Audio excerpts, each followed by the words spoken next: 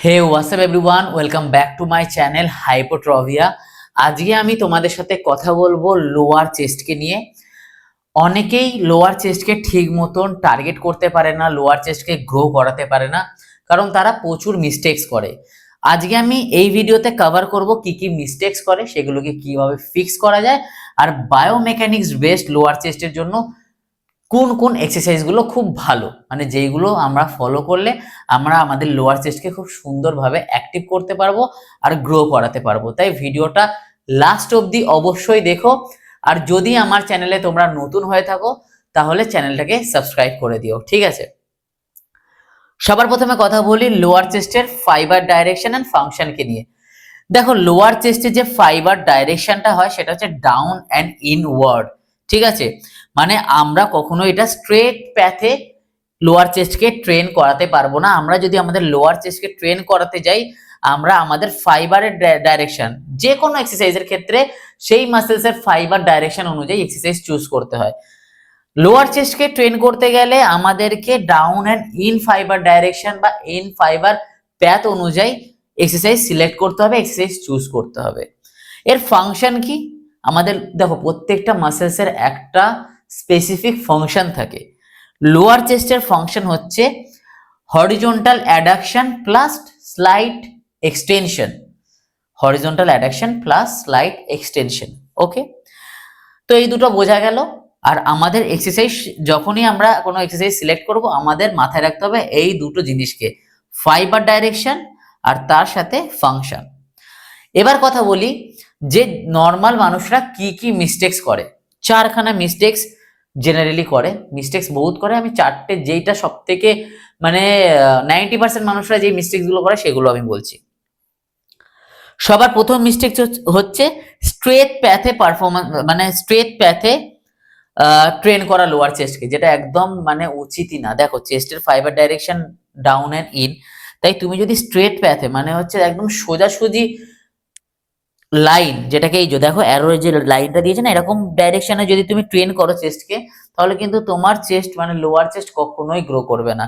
তোমাকে lower chest grow করাতে হলে ডাউন অ্যান্ড ইনওয়ার্ড, মানে একটু অ্যারো, মানে আমাদের চেস্টের ফাইবার গুলো তো এরকম এরকম ভাবে নাবে, ওপর থেকে নিচ, ওপর থেকে নিচ, ওপর থেকে নিচে, এইভাবে নাবে। তো তোমাকে স্ট্রেট লাইনে করলে হবে না, এরকম ভাবে করলে হবে না, তোমাকে সবসময় এরকম ডাইরেকশনে নিয়ে যেতে হবে, ঠিক আছে? Down and in.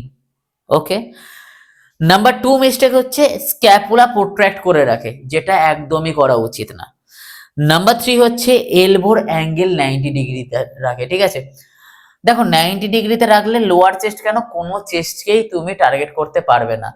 তাই এলবো 90 ডিগ্রি চেস্টের ক্ষেত্রে একদম ওয়ার্স্ট। ওকে, এটা অনেক বড় মিস্টেক্স। এখানটাতে কিন্তু তোমার শোল্ডারের ইনজুরি হয়ে যাওয়ার চান্সেস বাড়তে পারে। আর নাম্বার 4 হচ্ছে বেঞ্চের অ্যাঙ্গেল। এটা তো প্রায় আমি ধরে নাও 99% মানুষকে দেখেছি যে বেঞ্চের অ্যাঙ্গেল এতটাই নিচু করে দেয় ডিক্লাইনে যে 45 ডিগ্রির নিচে চলে যায় বা 35 ডিগ্রির নিচে যায়। এটা একদমই হওয়া উচিত না। এখানেও তোমার শোল্ডারের ইনজুরি রিস্ক কিন্তু বেড়ে যাচ্ছে। এই চারটে মিস্টেক্স জেনারেলি লোকরা করে, যার কারণে তারা তাদের লোয়ার চেস্টকে গ্রো করতে পারে না। লোয়ার চেস্টকে গ্রো করবার জন্য আইডিয়াল বায়োমেকানিক সেটআপসটা কি হবে? নাম্বার 1 হচ্ছে press path always down and in হবে, যে দেখালাম আমি, এই যে ফাইবার ডাইরেকশন এরকম থাকবে। নাম্বার 2 হচ্ছে স্ক্যাপুলা প্রোট্রাক্ট থাকবে না, রিট্র্যাক্ট থাকবে, ঠিক আছে? নাম্বার 3 হচ্ছে এলবোর অ্যাঙ্গেল 30 ডিগ্রি থেকে 45 ডিগ্রি থাকবে, ওকে, 90 ডিগ্রি না। আর নাম্বার 4 হচ্ছে বেঞ্চের অ্যাঙ্গেল 20 থেকে ম্যাক্সিমাম 30 ডিগ্রি বেস্ট। তার থেকে তার নিচে গেলে কিন্তু শোল্ডারের ওপর মানে একটা প্রেশার চলে আসে আর শোল্ডারে ইনজুরি হয়ে যাওয়ার চান্সেস বেড়ে যায়। তাই বায়োমেকানিক্যালি এই চারটে জিনিস যদি মানে মাথায় রেখে তুমি তোমার লোয়ার চেস্টকে ট্রেন করো, আমি গ্যারেন্টি দিয়ে বলছি 100% তোমার লোয়ার চেস্ট গ্রোথ করবে। ওকে, তো লোয়ার চেস্ট গ্রোথ করবার জন্য আমি 3খানা এক্সারসাইজ সিলেক্ট করে রেখেছি। নাম্বার 1 হচ্ছে high to low cable fly, এটা তুমি তোমার লোয়ার চেস্টে অ্যাড করতে পারো। ডিক্লাইন ডাম্বেল বেঞ্চ প্রেস, এটাও অ্যাড করতে পারো, কিন্তু আমি বলবো ডিক্লাইন ডাম্বেল বেঞ্চ প্রেসের থেকে আরেকটু অ্যাডভান্স হয় যদি high to low seated cable chest press করতে পারো, মানে হাই টু লো অ্যাঙ্গেলে থাকবে, তুমি সিটেড পজিশনে থাকবে, আর ওটা প্রেস মোশনে হবে। যেরকম ডিক্লাইন ডাম্বেল প্রেসের জায়গায় তুমি high to low cable press করতে পারো, খুবই ভালো, ঠিক আছে। কারণ এটা হয়ে গেল ভার্টিক্যাল ফোর্স, ওটা হয়ে যাবে তোমার যখনই কেবিলি করবে সেটা হয়ে যাবে হরিজন্টাল ফোর্স। আর হরিজন্টাল ফোর্স মাসেল গ্রোথের জন্য খুবই দারুণ, কারণ হরিজন্টাল ফোর্সে সব থেকে বেশি টেনশন পাওয়া যায় মাসেলসের মধ্যে। আর নাম্বার 3 হচ্ছে ফরওয়ার্ড লিন ডিপস। যদি অ্যাডভান্স হয়ে থাকো তাহলে তুমি ওয়েস্টে ওয়েট প্লেট লাগিয়ে নিতে পারো, লোড মানে লোড অ্যাড করতে পারো। আর যদি তুমি বিগিনার্স আর ইন্টারমিডিয়েট হয়ে থাকো তাহলে জাস্ট উইদাউট ওয়েটসও করতে পারো। তো এই তিনটে এক্সারসাইজ অ্যাড করো, আর এই বায়োমেকানিক্যালি সেট আপটাকে রেডি রেখো। যখনই তুমি তোমার লোয়ার চেস্টকে টার্গেট করবে, দেখবে খুব সুন্দর তুমি তোমার লোয়ার চেস্টকে হিট করতে পারবে।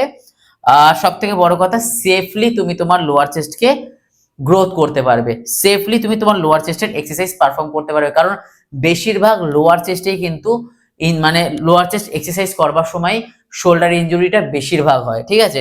তাই এই সেট আপটাকে ফলো করে এক্সারসাইজ করো, খুব সুন্দর গ্রোথ পাবে। আর এরকম সায়েন্স বেসড বায়োমেকানিক্স ভিডিও পেতে হলে অলওয়েজ হাইপোট্রফিয়াকে ফলো করতে হবে, সাবস্ক্রাইব করতে হবে। আর অনলাইন কোচিং এর জন্য 6290346132 নাম্বারে আমার সাথে যোগাযোগ করতে হবে। Thank you so much. দেখা হচ্ছে আরো একটা সায়েন্স বেসড ভিডিও নিয়ে।